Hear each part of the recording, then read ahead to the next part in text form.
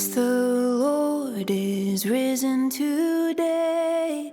Hard to believe we're already on our third Sunday of Easter and beginning that third week, and taking a lot of time in the Acts of the Apostles. A lot of the stories we hear in this season are, at least this year, are from just a concentrated area in Acts. A lot of speeches and a lot of words from the apostles themselves. And as Peter tells the Jews today, really indicts them and all of us unconverted that we're responsible for the death of Christ. But the good news is that God himself cannot be contained by death. Death cannot kill God himself. I mean, in human form, yes, absolutely. But Jesus would not be contained by death in the tomb. So that's the promise, that's the hope, that's what leads ultimately all of us forward into conversion. So there's that. But the star of the show this week, I think, is the road to Emmaus and the encounter of Jesus with those couple of apostles on the way. And in their own dejection after his death, he encounters them and really opens up for them, opens their eyes to the whole plan of God's revelation.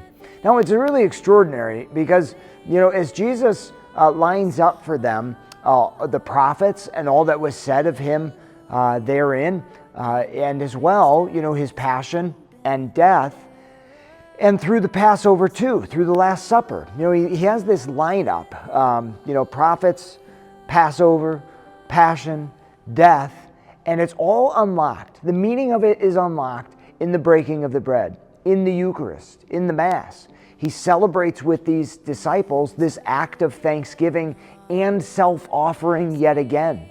As they remember the power of the passion, death, and resurrection of Jesus is brought back to the fore in that moment. And before their eyes, as they say yes and thank you to God the Father with Jesus without even knowing it, it's their own offering of self in thanksgiving that peels the scales from their eyes and allows them to see through that same lineup Jesus started putting together for them. Through passion, death, offering of Mass, and self-offering as they go forth, they carry with them, even back to the prophets, what God had laid out. So for us too, the unlocking of the mystery of Jesus' passion, death, and resurrection, and the unlocking of the mystery of the Mass and the Eucharist itself, happens when we offer ourselves along with Jesus to be transformed, to be completely changed, to live our lives in offering back to God and for others as well. So as we come together at the table this weekend in sacrifice to God, let us give ourselves wholeheartedly that we might see and understand and live a fuller mystery of Jesus' passion, death, and resurrection.